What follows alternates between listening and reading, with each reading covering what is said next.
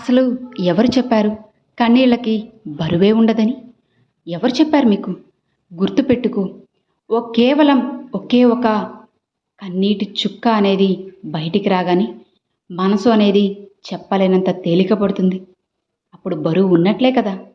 నిన్ను తప్పుగా అని అనుకున్న వాళ్ళతో నువ్వే డైరెక్ట్గా మాట్లాడు. వేరే వాళ్ళతో మాట్లాడితే సమస్య పెరిగిపోతుంది కదా. మనం ఎలాంటి స్థితిలో ఉన్నామే అంటే మనకే తెలియదు. మనకి ఎదురుగా కూర్చున్న వ్యక్తి మిత్రుడా లేక శత్రువా అని. మనం ఏ వ్యక్తినైతే ఎక్కువగా ప్రేమిస్తామో జీవితంలో అదే వ్యక్తి మన నుండి అందరికంటే ఎక్కువగా లాభం పొందుతూ ఉంటాడు. ఎందుకంటే ఆ వ్యక్తికి మాత్రమే తెలుసు మన బలం బలహీనతలు ఏంటో అని. నీకు నువ్వు అబద్ధం చెప్పుకోవడం ఇతరులకి అబద్ధం చెప్పడం కంటే కూడా చాలా భయంకరం. ప్రతి ఒక్క మాటను నమ్మేదాన్ని నేను, కానీ నాకేం తెలుసు అబద్ధాన్ని కూడా చాలా ప్రేమతో చెప్తారు అని. కాబట్టి కాస్త జాగ్రత్తగా ఉండండి. నీకు కష్టం వచ్చింది అని దేవుణ్ణి నిందించకు. ఆ కష్టానికి చెప్పు నీ దేవుడు ఎంత గొప్పవాడో అని. ముఖం మీద ఎప్పుడూ కూడా చిరునవ్వు ఉంచండి. మంచి చెడు రోజులు వస్తుంటాయి, పోతుంటాయి. చిరునవ్వు మీతోనే ఉంచుకోండి. అన్నిటికన్నా కష్టమైన ప్రయాణం ఏంటో తెలుసా? ఎవరితోనైనా సరే కలిసి ప్రయాణం చేసి వచ్చేటప్పుడు తిరిగి ఒంటరిగా రావడం. జీవిత ప్రయాణం చాలా చిన్నది. సంతోషంగా ఉండండి. అసలు టెన్షన్స్ ఏమీ కూడా వద్దు. ప్రతి ఒక్కళ్ళు అంతే. అవకాశం కోసం ఎదురు చూస్తూ ఉంటారు. అవకాశం తీరిపోయాక బంధం నుండి దూరంగా వెళ్ళిపోతారు. ఏంటో వీళ్ళు. జీవితం చాలా విలువైనది. అవకాశవాదులతో కలిసి నాశనం చేసుకోకండి. విచిత్రమైన వాళ్ళు ఉంటారు ఈ సమాజంలో.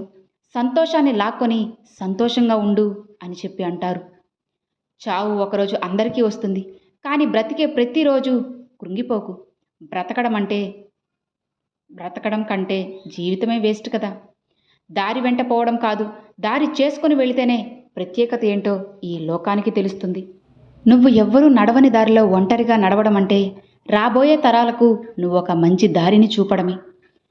ఉన్న చిన్న జీవితంలో వీలైనంత సంతోషంగా ఉండండి. ఎందుకంటే మళ్ళీ వచ్చేది జ్ఞాపకాలు మాత్రమే, సమయం కాదు అని మర్చిపోకండి.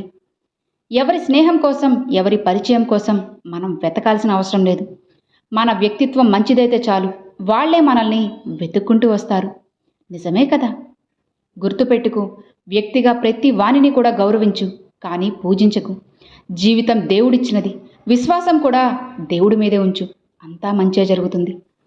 చుట్టూ జనం ఎలా ఉన్నారో అంటే ముంచాలని ప్రయత్నిస్తారు, కానీ నువ్వు ఏదడం నేర్చుకో. ఎవ్వరూ నిన్ను ముంచలేరు. నమ్మకం ఈ మధ్య బాధ కలిగిస్తుంది. అందుకే నేను అసలు ఇతరులని నమ్మడమే మానేశాను. అందరూ చూస్తున్నారు. ఎవరి మనసు మంచిగా ఉంటుందో వాళ్ళ అదృష్టం చెడ్డగా ఉంటుంది అని. అనేవాళ్ళు ఎన్నైనా అంటారు. ఎప్పుడైనా ఆలోచించారా వినేవాళ్ళు కూడా ఫీల్ అవుతున్నారు అని? ఆలోచించండి, తెలుస్తుంది మీకే.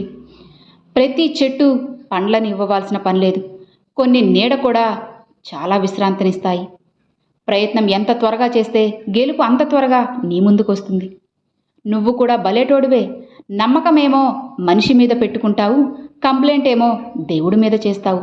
ఏంటి, ఏమైనా న్యాయమా? పెరుగుతున్న వయసు కూడా మజా తీసుకుంటుంది. కళ్ళు మసక బారుతూ ఉంటాయి, కానీ ఇతరులను తెలుసుకోవడంలో ఎక్స్పెక్ట్ అవుతాయి. నిజమే కదా. దేవుణ్ణి ఏమన్నా అడగాలి అనుకుంటే మంచి బుద్ధినివ్వమని అడగండి. మిగతావన్నీ వాటంతట అవే నీకు దొరుకుతాయి కదా. నిజమేనా? నిందలకి భయపడి నీ లక్ష్యాన్ని వదిలిపెట్టకు. ఎందుకంటే లక్ష్యం అనేది సాధించగానే నిందలు వేసే వాళ్ళ పద్ధతి అనేది మారుతుంది అని గుర్తుపెట్టుకో. మనసులోని మాట ఉన్నది ఉన్నట్టుగా చెప్పాలి. అలా చెబితేనే కదా నిర్ణయం సరైనది తీసుకోగలం.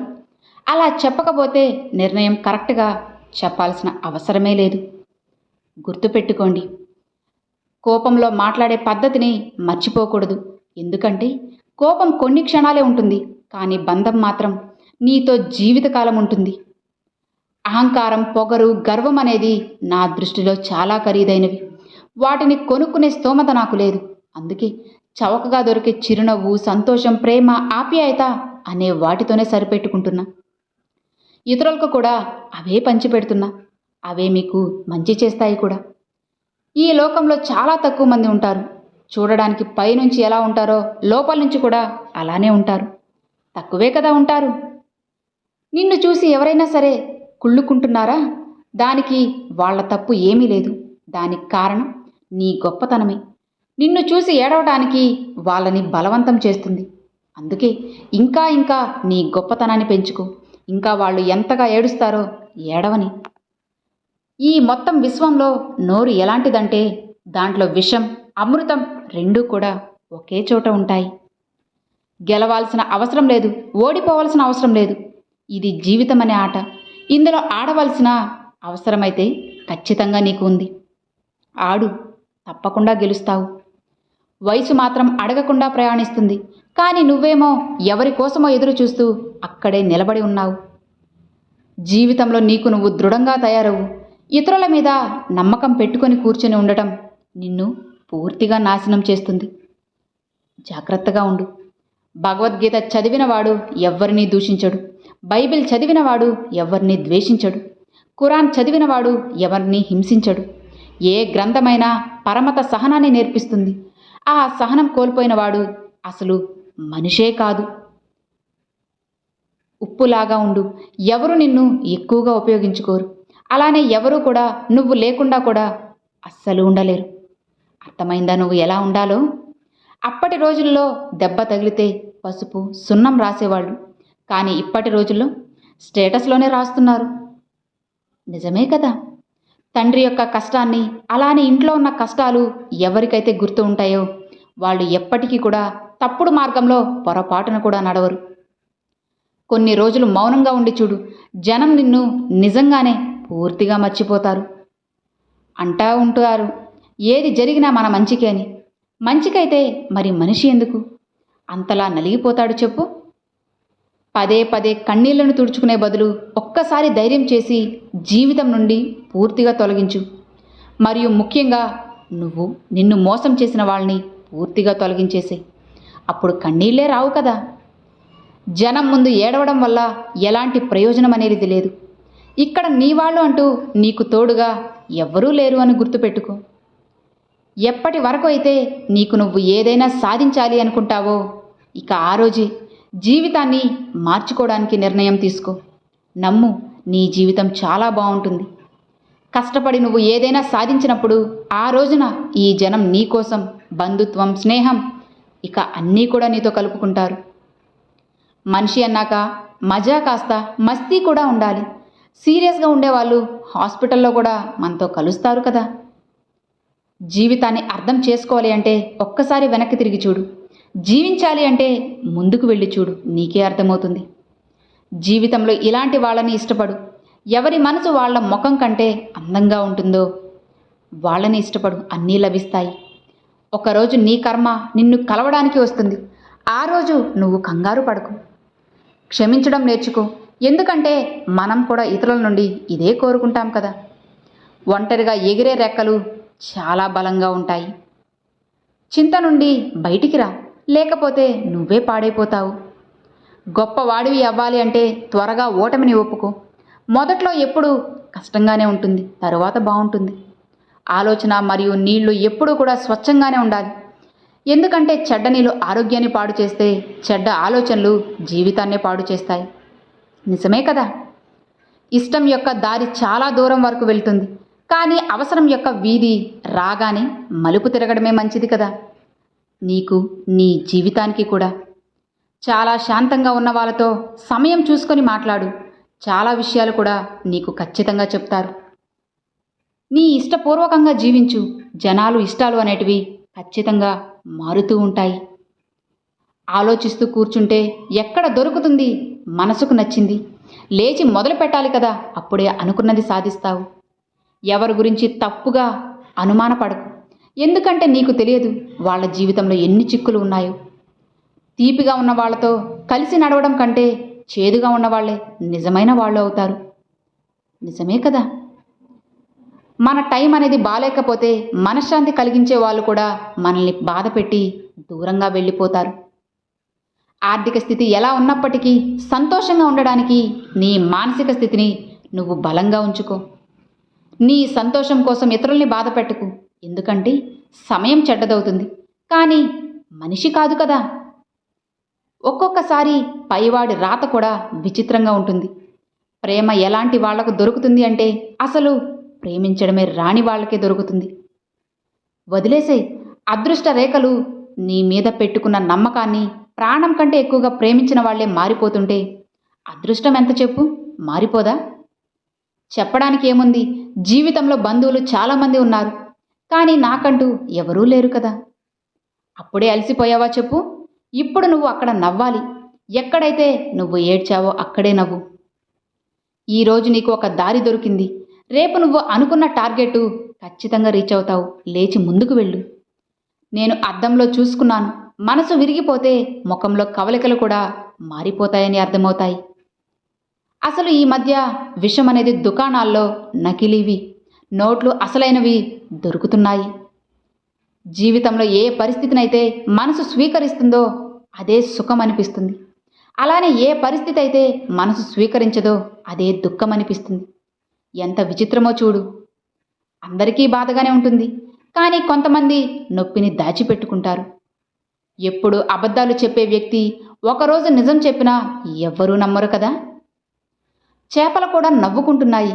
ఇది తెలుసుకొని మనిషి కూడా మనిషిని వలలో ఇరికిస్తున్నాడు అని.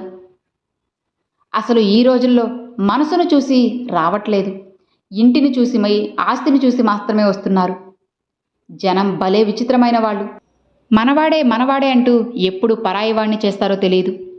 కొంత మార్పు అనేది ఖచ్చితంగా కొంత బాధని కలిగిస్తుంది, కానీ అది కూడా నీ మంచికే అని నువ్వు గుర్తుపెట్టుకో. అస్సలు మరువకు. వయసు ఎంత అయినప్పటికీ గుండె చప్పుడుతోనే ఉండాలి కదా.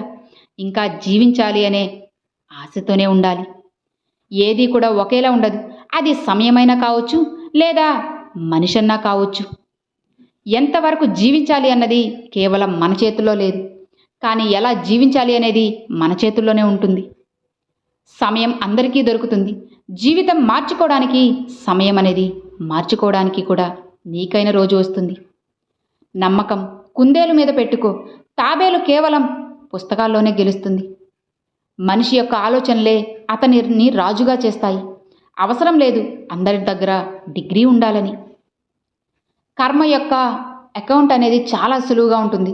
నీ పని బాగుంటే అది అస్సలు బాగుండదు. నిజమే కదా. ఆలోచిస్తే సమాధానం దొరుకుతుంది. అప్పుడప్పుడు నిన్ను పడేయడానికి వెనక నుండి తోయరు, తోడుగా ఉండి కూడా చేస్తారు జాగ్రత్త. భయం దేనికి? ఈ రోజు కాకపోతే రేపు ఎలాగో ఆ కష్టం అనేది నీ దగ్గరికి రావాల్సిందే కదా. నువ్వు ప్రయత్నమే చేయకపోతే నీకు ఎలా తెలుస్తుంది ఆ పని నువ్వు చేయగలవని? జోడి అనేది కాళ్ళ చెప్పులకే సరిగ్గా ఉంటుంది. మిగతావన్నీ మనసు యొక్క మాయ మాత్రమే. నువ్వు ఎలాంటి వ్యక్తిని అనేది ఎప్పటికీ మార్చలేవు. అతని వ్యవహారంలో తప్పు ఎప్పటికీ చూడడానికి కూడా అస్సలు కనపడదు. అర్థమవుతుందా? జీవితంలో కొన్ని పరిస్థితులు ఇలా కూడా ఉంటాయి. భరించడం తప్ప మరొక దారి అంటూ ఏదీ ఉండదు. ఎవరినైనా సరే ఇష్టపడితే మనస్ఫూర్తిగా ఇష్టపడు. కేవలం కనబడడానికి ఉంటే బంధం మనసుకు కలిగే సంతోషాన్ని పూర్తిగా చంపేస్తుంది. నిజమేనా? సాధ్యమైనంత వరకు మౌనంగా ఉండడమే మంచిది. ఎందుకంటే అన్నిటికంటే ఎక్కువగా ప్రాబ్లం అనేది మంచి నుండి నోరే కదా చేయిస్తుంది. ధనవంతుడు సముద్రం లాంటివాడు, ఒక్కడి దాహాన్ని కూడా తీర్చలేడు. గుణవంతుడు బావి లాంటివాడు, ఊరిలో అందరి దాహాన్ని కూడా తీర్చగలడు. ఎవరో గాని బాగా చెప్పారు, ప్రపంచంలో అందరినీ సమానంగా చూసేది గడియారం మాత్రమే అని. నిజమే కదా. గడియారం ఒక్కటే పేదవాడిని ధనవంతుల్ని ఒకేలా చూస్తుంది. ఇది ఎవరి వైపు కూడా అస్సలు నిలబడదు. ఇద్దరికీ సమానంగా ఉంటుంది. చాలా బలవంతుడు అయిపోతాడు ఆ మనిషి తన చేతులతో తన కన్నీళ్ళని తుడుచుకుంటే. అతనికన్నా బలవంతుడు అసలు ఈ ప్రపంచంలో ఎవ్వరూ ఉండదు. అర్థమైంది కదా. Thanks for watching friends.